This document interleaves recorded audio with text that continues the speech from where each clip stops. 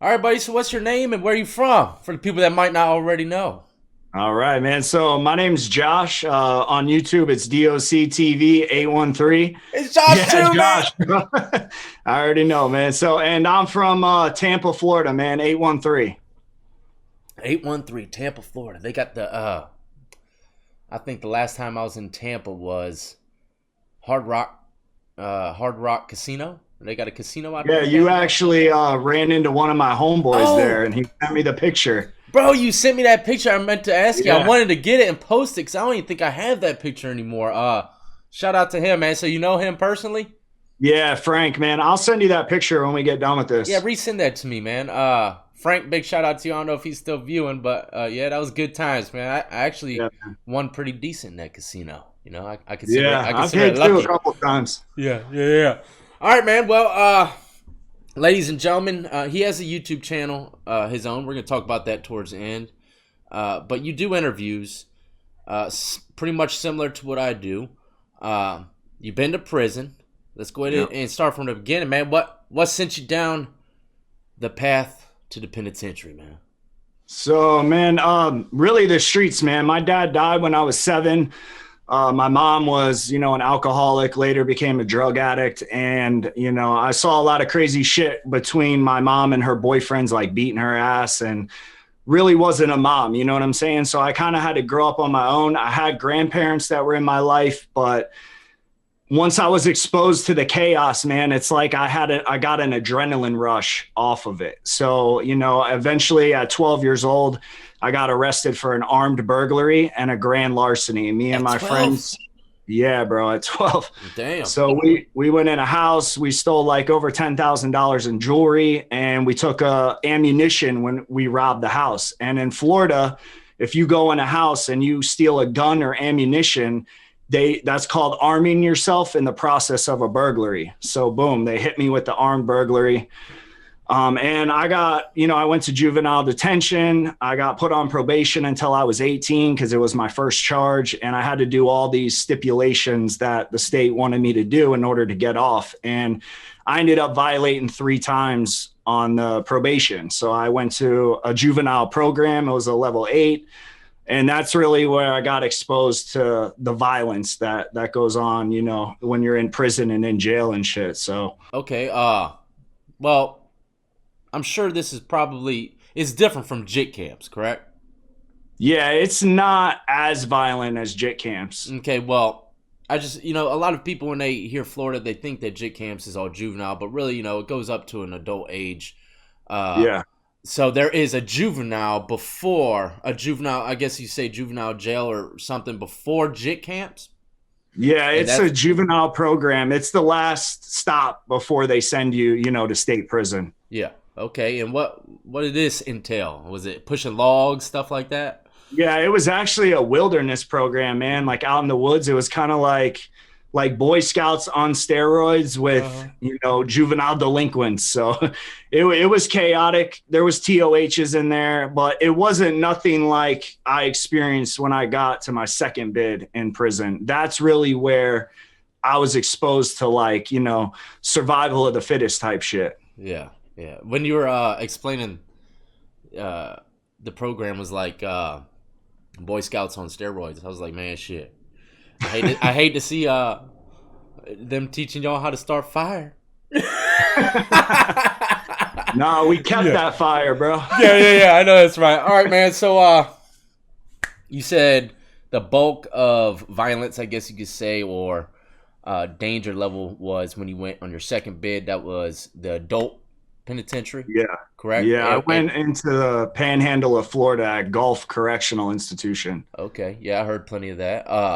Is it from the same charges or new charges or what? These were a bunch of charges later. The first time I went, I got wrapped up in Florida back in like 2007. The opioid epidemic was huge. There was pill mills, there was doctors writing scripts like it was nothing. It was nothing for you to make, ten to $15,000 a week and selling pills that you're getting from different doctors.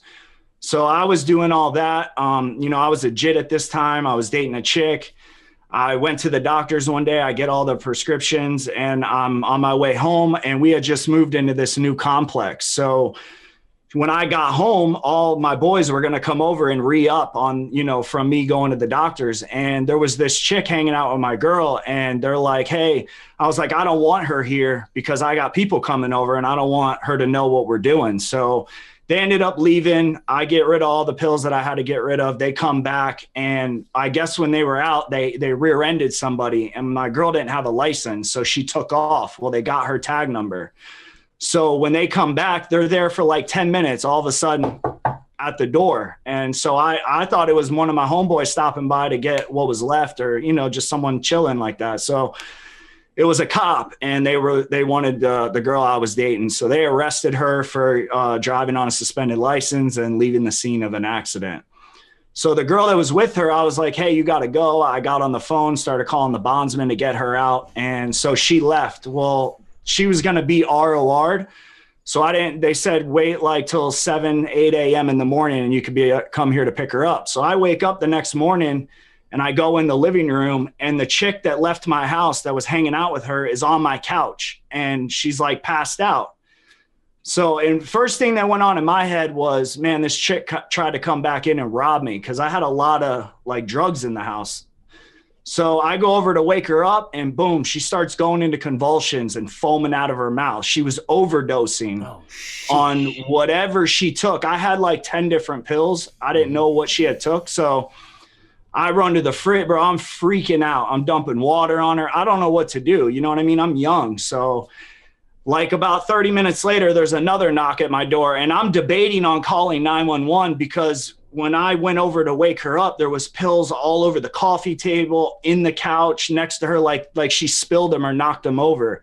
So I'm trying to pick all these different pills up and put them back in their bottle. And there's a knock at the door. So I answer it and it's her grandmother looking for her because she had been gone like 5 days, I guess, from her house. And so then I'm like, this.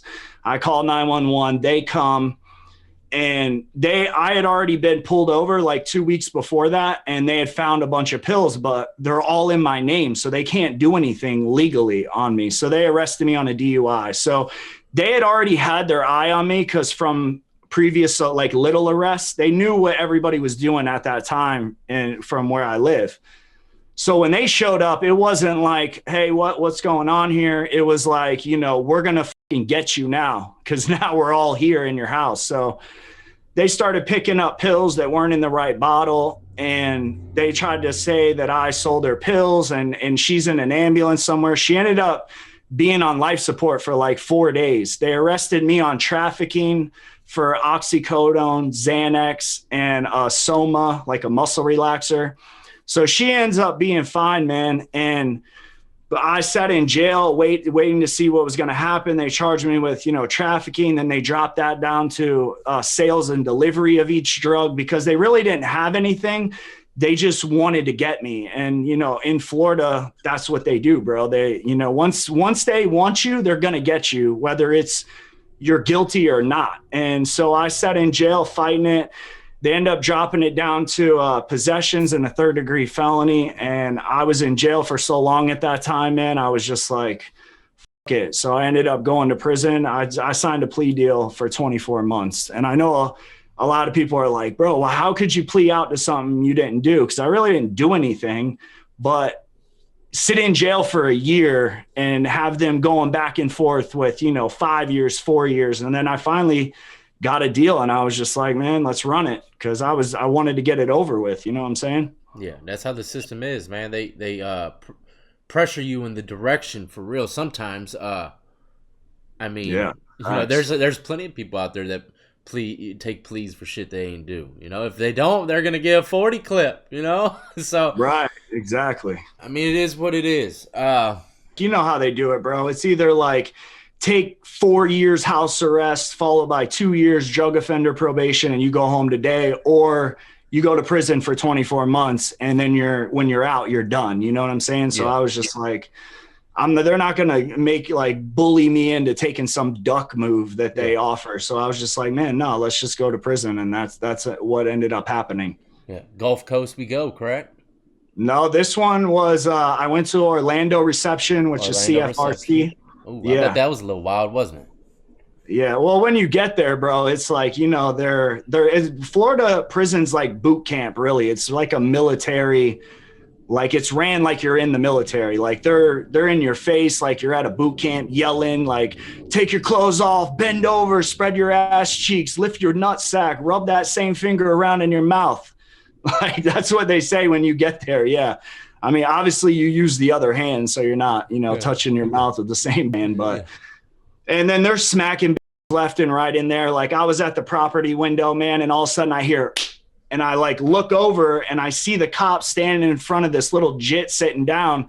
And the guy in front of me is like, "Hey, don't fucking look there. Look at me." So right when I look back at him, boom, again, smacks. And I'm talking like mollywops these people. It's not like it ain't no love tap. You know what I'm saying? Like they're wrecking shit. So other than that, man, I went to Orlando. I went in the reception, and then I got transferred to the East unit, which is a work camp / reception.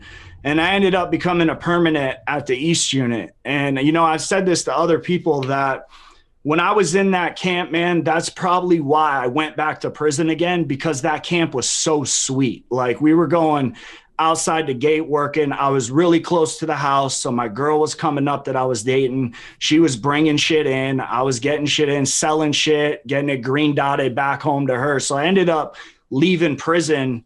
I mean, honestly, that bid, bro, I made more money in there in that time than I did the last year when I was on the street, just because you got K2. I was selling blues, Xannies, and methadone. So people are paying crazy amounts in the chain gang to get high. Yeah.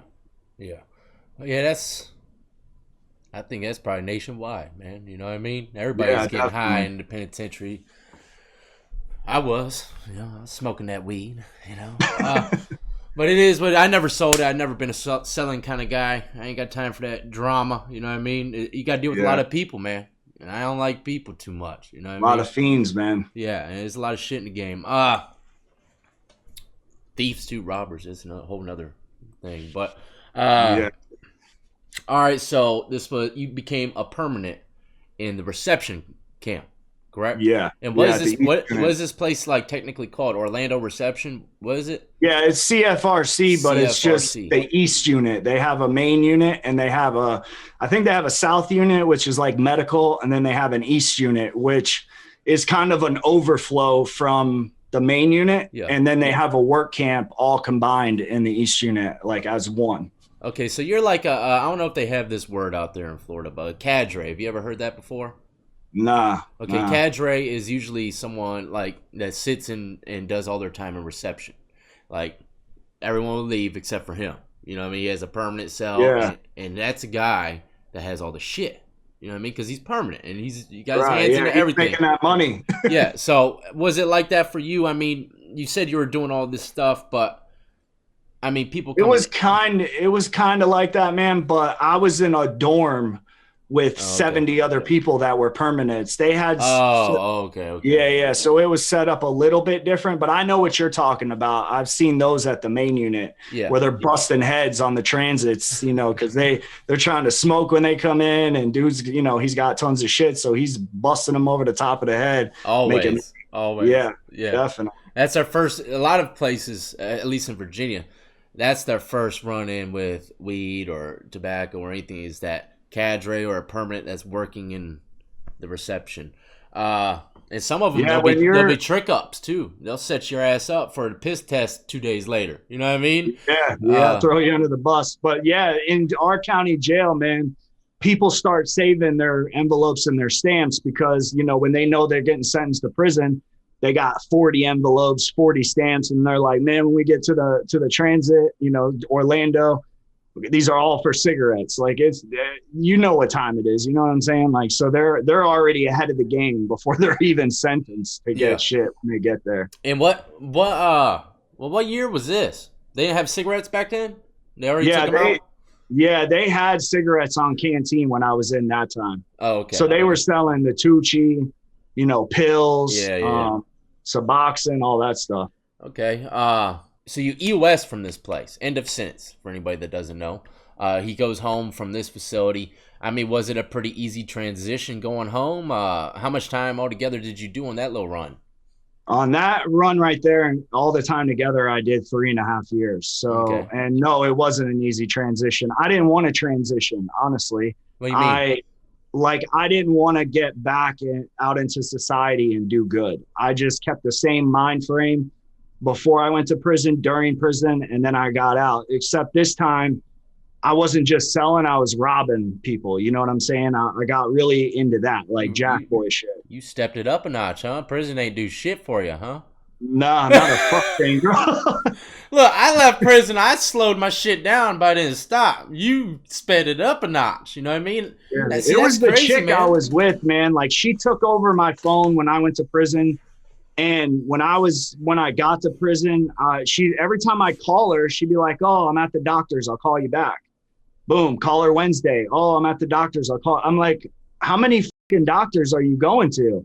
And she ended up like doctor shopping and going to like 7 doctors. And people that are watching this know there's a lot of money back then in going to the doctor and selling pills. So when I got out, I took my phone back, except now she has like 30 more people in there that are buying shit, and just went right back to the game, man. And then it got grimy out on the streets. So, people are trying to rob me. So I'm like, well, I'm going to rob them before they get the chance to rob me. And then that's where that all like started. Do you think you would have went that route if you had a solid chick on your side that didn't do any of that shit, or do you think you would have went that good Uh, route?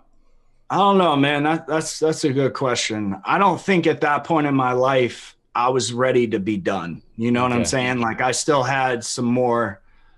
I still had to run my fucking head into the wall a couple more times. You get what I'm saying? Yeah, yeah, yeah. So Well, now I have that girl in my life, though. I have a good, solid. She ain't putting up with no bullshit. She don't know nothing about yeah. that life, and she don't want to know. That's what we need. That's what we need. Amen All to right. that. So, you did run your head into the wall again, man. How the hell did you go back?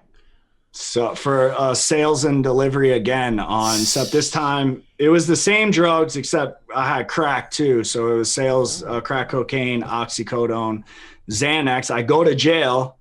I bond out on those charges, and I was fronting this chick that I went to high school with. I've known her forever, pills, because she was go down to Miami and she was modeling, and she would get rid of the pills and then bring me back the money. So I did that. She came back and, sent me on the old okey doke. "Oh, I don't have the money. This happened. I'll get you, next time." And I'm just like, nah, it ain't working like that. So I was in her apartment and I took her camera and her watch. And I was like, "When you get my money, I'll give you your shit back." So I go home within 8 hours, bro. The cops are at my house. She had called the cops and said I stole her shit. And I was already on bond. So now they yank all my bonds. I can't get out of jail until the charges are done. I got the same attorney I got the last time that I handled my case and went to prison, and he got me 18 months for 4 new felonies. So I was like, I had been out of prison like 2.5 years, I think, but when that happened, and I was just like, all right, well, we're going back. And when I went back that time was really when, I was exposed to like real penitentiary type shit, not Yeah, just no work camp. yeah, yeah, yeah. And that's a Gulf, correct? Yeah, it's rough in the Gulf. Yeah, man. I've done a few stories about how some of those COs, man, they're actually been it's been literally exposed that they were working with the Ku Klux Klan. You know what I mean? Oh, bro, when you get to Gulf, you pull up on the Bluebird, you get off, they line all the inmates up. About 3 officers come walking out, and they're like, "Welcome to Weewahitchka, Florida, and we gon' hit you." And I was just like, dog, where am I at, bro? How the hell did it take so long for people to expose what kind of shit is going I on in don't there? know, You know what I man. mean? It's just like within this last year, it's really exploded to see the truth and reality of Florida prison, man. And Bro, that shit's been going on for a minute, bro. That's why I made yeah, my channel, man, because yeah, I got my friends are in there right now, and it's like hell on earth in there, bro. So I'm like, you know what? I'm gonna make a YouTube channel, And I'm going to talk about my story in the Florida Department of Corrections, and I'm going to try to expose as much shit as I can. And I actually made a video and dropped it, and an officer that was at the Gulf commented on my video, and he's like, hey, I'm watching you. I'm still at the Gulf, and I'm waiting for you to come back. Oh, shit. I was like, no, you're going to keep waiting, bro. I ain't coming back there. Bro, can you imagine, though, if you did? God, bro, he would kick me to sleep, bro. Hey, you would be done for, man. Yeah. You know what I mean? From what I heard that goes on over there. Well, I mean, so would you say that you would have to put more fear into the COs or the inmates at this establishment? I think it's more guards on inmates than it. I mean, there's violence with inmates, but you know what to expect with that. Like, all right, this dude has a banger. I need to get a banger. It might go to that level. But when you get in with the guards, bro, you never know where it's going to go. Like, and it usually is when you're in confinement is where I saw most of the craziest shit that I saw back there. They're killing people there. It's on Google. You can research it. Yeah. And, it's that feeling you get when I was in confinement, man, and I saw the shit go on in there. It's almost like you don't know if you're going to go home because that guy getting beat to death across, the tier from you, that could be you. You just don't know when it'll happen and how it'll happen. So it's like survival of the guards, man. Really, that's who you got to worry about more than anyone. At least for me, on my time, that's how it was. Yeah, I wouldn't have been saying shit to them fools, man. You know what I mean? I mean, you can't win. Yeah, I mean, yeah. What would be some tactics, I guess you could say, to kind of stay out their way? Just shut up and just let them do their thing? Is that pretty much it? What about people like, if you're in isolation, how people like to scream out the doors and stuff? Is that allowed, or do they get mad about that, or what? It's in golf, they did at night, but not so much during the day. But in confinement in golf, bro, the captain of the prison, like, all right, so I got in a fight with a gunner, which I don't know if you have, I'm sure you do in Virginia, but they jack off to the women officers, the nurses, the chaplain lady. So I ended up getting a fight with one of them. And when you get caught gunning in the Florida Department of Corrections, they take you to confinement and they put a 1-9 on your door, like of your cell. So the captain literally would come in there at like 3:00 before chow, and he would be like, y'all want to gun my white woman? Get on the door. Get on the door now. And he's screaming at them, like begging them to open their mouth and say some shit. And, you'll always have one that's like, fuck you, shut the fuck. And then boom. So they go over to the dude's cell. They open his food flap and, they'll let it die down after he talks shit to make him think that they're not going to do anything. And then you'll just see him creeping next to the door, like 4 of them. Boom, open the food flap, boom, spray him with mace. And they'll leave him in there for like an hour and a half. Like, and that shit burns, bro. When that Black Jesus shit they were using. So, and they're supposed to spray you and take you out and put you in a shower, like within so much time. Yeah. And they're supposed to video anytime they do something like that, where they breach the cell or spray somebody, but they'll just have the guy with the camera in the back of the group. And he'll literally, they'll make it like, inmate, quit bucking, quit kicking the door. And boom, they'll shut the camera off. They'll beat his ass. And then when it's all done, they'll turn the camera back on. So there's like this huge missing part of them beating the shit out of this dude that, they send to Tallahassee, which is like the capital of Florida. So that's the kind of shit you have to worry about. And you got 4 dudes that are doing that to you. You can't do anything. I don't care how, tough or what gang you're in.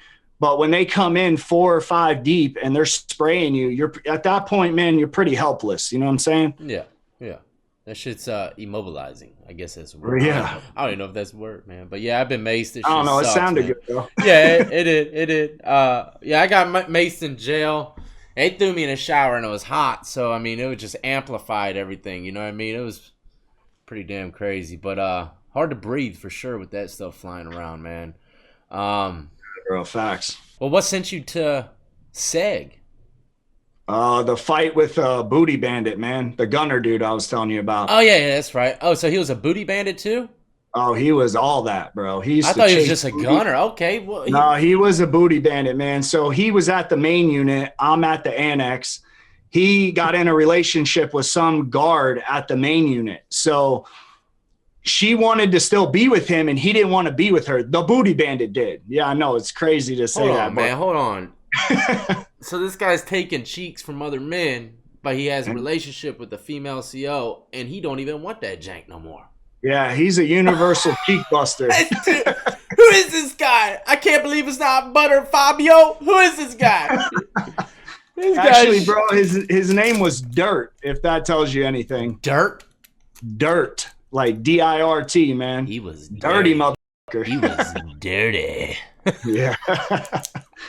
All right, Yeah. man. So I mean, well, hey, hold on. Let me ask you this, man. I mean, was dude trying to take your cheeks? I don't know if he ever raped anybody, but I know like in the mornings, bro, they call med call like in every dorm on the compound. And you all have to leave the dorm and you go out to get in the medical line near the center gate of the prison. And this dude didn't take medicine. He would go out there to try to get with other dudes in other dorms. So you see him at the window before medical with like one of his other booty bandit homeboys, and they're like, "Oh man, that kid finna get it today, boy. I'm gonna press up on him." And then they'll go Damn. out there like they're hunting down chicks or something. Damn. Yeah, savage life, bro. But tell me, man. How is it for white dudes in Florida, man? Y'all are pretty much the minority, correct? Yeah, for sure, definitely the minority. I'm gonna keep it real, man. White Keep it boys real, are, man. Keep it real. yeah. So when I first got to that prison, I'm the type of dude when I get somewhere, like I'm myself, bro. I'm not affiliated. I'm a neutron.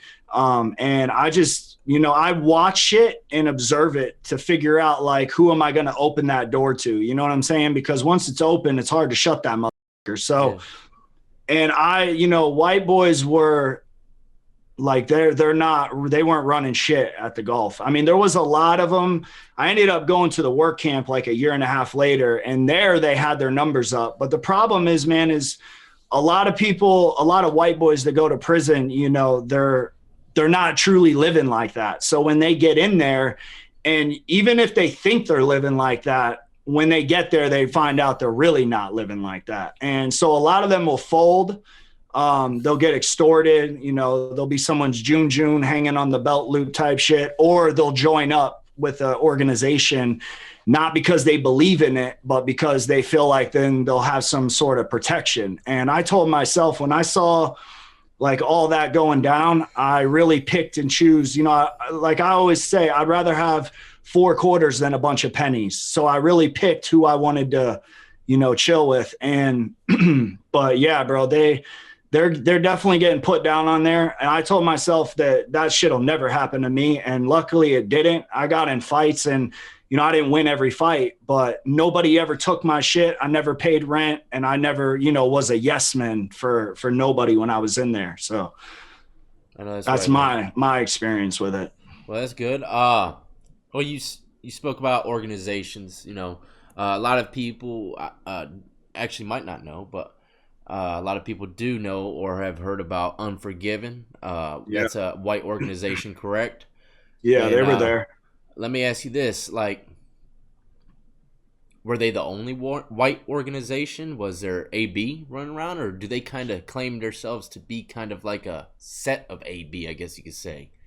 There's a bunch of different sets. The biggest one in Florida is Unforgiven. Then you'll have some ABs that are from other states that got hemmed up in Florida. And then you have like skinheads, you have Odinists, which, believe in like Thor and the little hammer shit they wear. But it's mostly Unforgiven that's dominant within the white race. But like I said, like, don't get me wrong, man, there's some dudes that are Unforgiven, that are clicked up, that, that are really about that life, and they're bumping 1,000. But when you take the whole race as a whole, and in Florida, there's not too many white boys that, like, if you're at a camp, someone's going to be like, nah, bro, that white boy's knocking shit out. You know what I'm saying? It's more like, oh, they ain't about that life. You know what I'm saying? Shit like that. Yeah. So Yeah. Yeah, well, it's like that in Virginia too, and a lot of other states on the East Coast, man. It's how it goes, you know. All you can't be is real about the situation. A lot of people like to sugarcoat it, but for real, in a lot of places, man, if you're white going in there, it's gonna be hard as hell. You know what I mean? It's gonna be Yeah, very. and I don't like admitting that. You know what I'm saying? I'm Yeah, white, yeah. but it is what it is, bro. Like I everybody knows it. yeah, I think it's really. If you were to ask me, man, I think it's just they don't have structure. They don't have unity. I guess you could say all of them. You know what I mean? If they did, then that would be a. I think it would be a game changer. You know what I mean? Yeah, If I they, think unity is the like if me and you were Chicos, right? And I walk into a dorm and you're in that dorm, immediately, hey, manito, you hungry? What you want, man? I got you. But when a white boy walks in, all the white boys are clicked up and they're like, man, fuck that dude. I don't yeah, know they, him. they they rag him out. They rag him out instantly, bro. I've Yeah. seen that so Yeah. many times. Like, bro, you don't even know a guy, man. You know what I mean? Yep. Shit's crazy, man. I don't get that. You know what I mean? But that is exactly how it is, man. All right. So, how long were you in the Gulf for? I was in the Gulf for 18 months. 18 months. And Yeah, so not that long. yeah, I mean, shit. That's long enough. You know. Yeah. Uh, and that was your last bid. You EOS from there, correct? Yep. I EOS from Gulf. All right. Hey, is there any people that I don't know if you keep your eyes in the prison genre or not, man? But is there anybody that's doing this prison stuff from Florida that you've been locked up with, or have seen or heard of in the joint? No, I don't think so. I've had people on my channel that have been locked up with me, and I'm gonna have some more. I got a boy that's doing 15 years. He gets out in like 9 months or something. He's gonna come on, do some episodes. But I didn't run into anybody else that I've seen on YouTube in prison or heard of them. I only heard of them, from the YouTube game. I do have a homeboy, Chad Marks. He was federal. He got sentenced to 40 years for a conspiracy, and he's out now, and he's starting a YouTube channel, and he's a really good dude, man. And he's an author of a book, and he's getting people out of prison. Like I've had a guy on my channel that got sentenced to life for weed. He got him out, and I brought him on to tell his story. So he's going to be starting one, and that's like my homeboy, my A1 type shit. That's good, man. That's good. Yeah. We all got that homeboy, man. You know what I mean? And my homeboy gets out at December. Anybody knows Grizzy, man, follows him. He gets out in December. Should be out before Christmas, and he's gonna do the same thing. I don't know if it's gonna be prison, but it's gonna be something. I think my dog Jay Williams was locked up with him, man. Grizzy. Yeah. I actually just talked to him the other day. I reached out. A lot of people tell me to get him on the show. I actually watched you like 2 years ago, man. Me and my girl used to lay in bed. I'm like, check this dude out right here. Is when you had your wife on, man. You guys were doing those little episodes, and she's like, man, they remind me of us. Like typical, typical relationship, I guess. See, a lot of people think relationships be perfect and shit. They ain't. You know what I mean? No, they're not. Especially if you've been with them for 11 years, man. You've been through everything. That's with me and my wife, man. Good girl. I need to bring her back on. It's been a while since she's been on, but that's what's up, man. You've been watching that. Shout out to your old lady. But yeah, how's this prison thing going? Prison YouTube thing going for you, man? Do you consider yourself prison YouTube genre or what? Do you ever go out of the boundaries with the interviews or anything like that? I haven't went out of the boundaries yet. Eventually I want to, I just got to figure out which part I want to go to, you know what I'm saying? But I bring people on. I interview them, man. I tell kind of my story, kind of mix it up, kind of like what you do, man. Honestly, but when I watched you, I was like, man, I got a lot of these same stories, and I know a lot of people that are doing time or that have done time. And I just try to, keep it real and expose corruption, bring people on, let people like us have a voice. I'm a personal trainer, and I really sat down and made the channel because I had people, owners of a gym, use my record against me when it came to payday. And I had to sue them, bro, because they were like, you're a felon. You've been to prison. No one will believe you.